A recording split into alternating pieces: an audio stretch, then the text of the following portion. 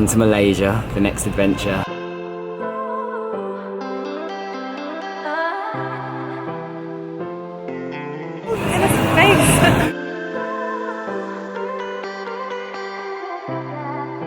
Feels good around here.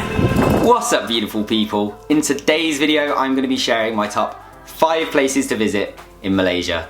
I've had the good fortune to be able to travel there quite a lot over the past couple of years, and while I haven't been everywhere, I've been to some amazing places, so let's jump into it.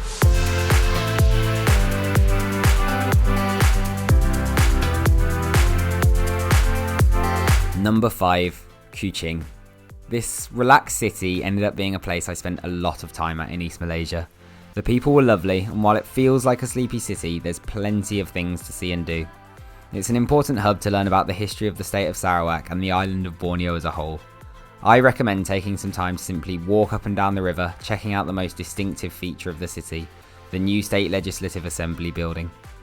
You can cross the river using one of the many small boats, but if you want to spend longer on the water, you can cruise up and down for an hour or two as the sun sets.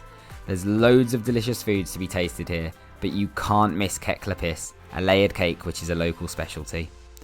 Kuching is especially great because you can use it as a base from which to explore the rest of Sarawak, visiting local tribal houses, seeing orangutans, or visiting wild national parks and caves. For the opportunities it offers, I'm quite surprised at how few tourists I saw while we visited, and I can only imagine that it will become more and more popular in the coming years.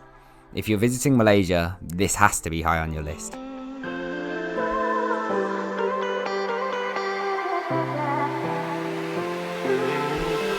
Number 4, the Cameron Highlands. Although I only got to spend a couple of days in this area, it made a great impression upon me. Probably partly because I'm typically British and love tea, I was drawn to the Cameron Highlands because I'd heard about the beautiful tea plantations and the cool climate. The stunning views of the plantations on rolling hillsides certainly didn't disappoint, but there's also much more.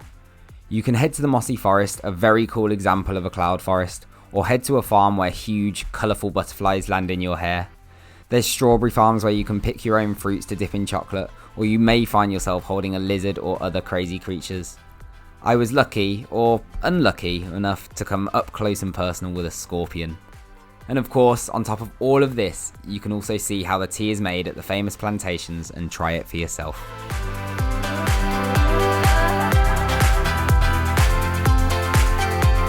Number 3, Georgetown Penang.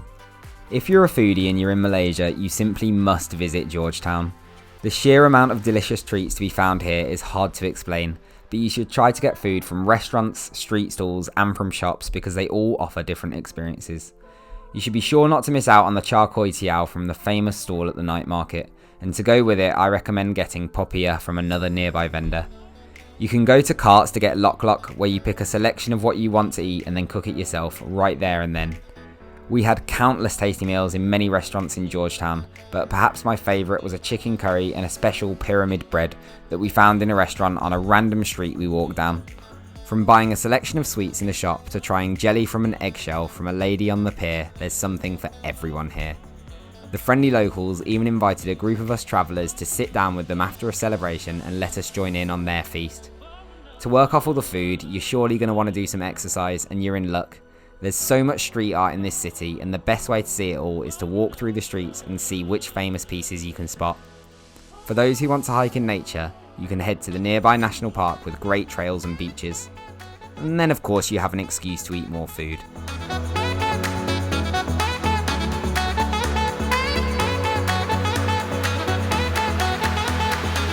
Number 2, the Kinabatangan River.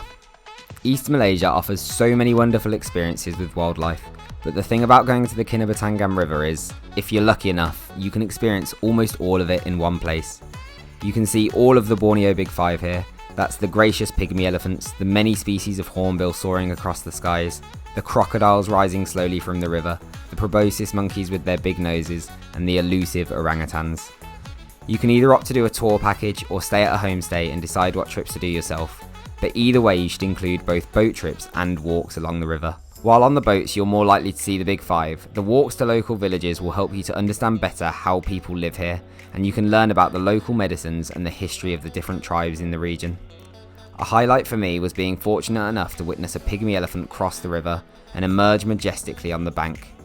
If you're an animal lover, Borneo offers a whole world of adventure, and you can see so much of it here in one place.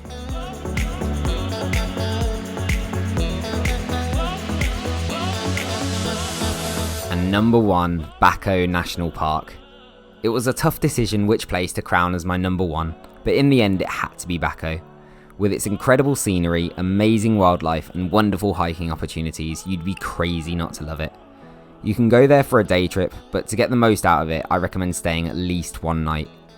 Easily accessible from Kuching, you'll want to be on an early bus out of town and then you'll hire a boat to get right into the national park.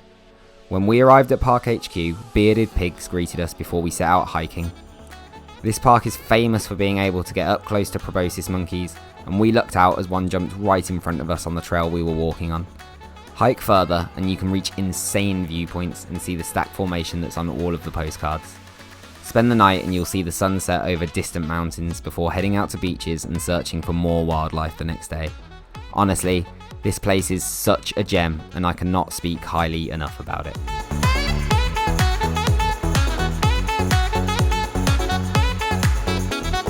And there we have it, my Malaysian top 5. Is there anywhere that you would have included on the list that I didn't, or have you got any other thoughts to add? If so, please leave them down below in the comments. If you've enjoyed this video, please give it a cheeky like and consider subscribing for more adventures.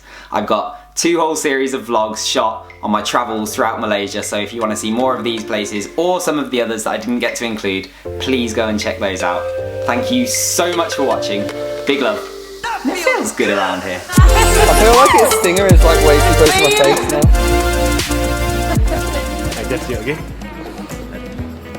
Oh, thank God, get away.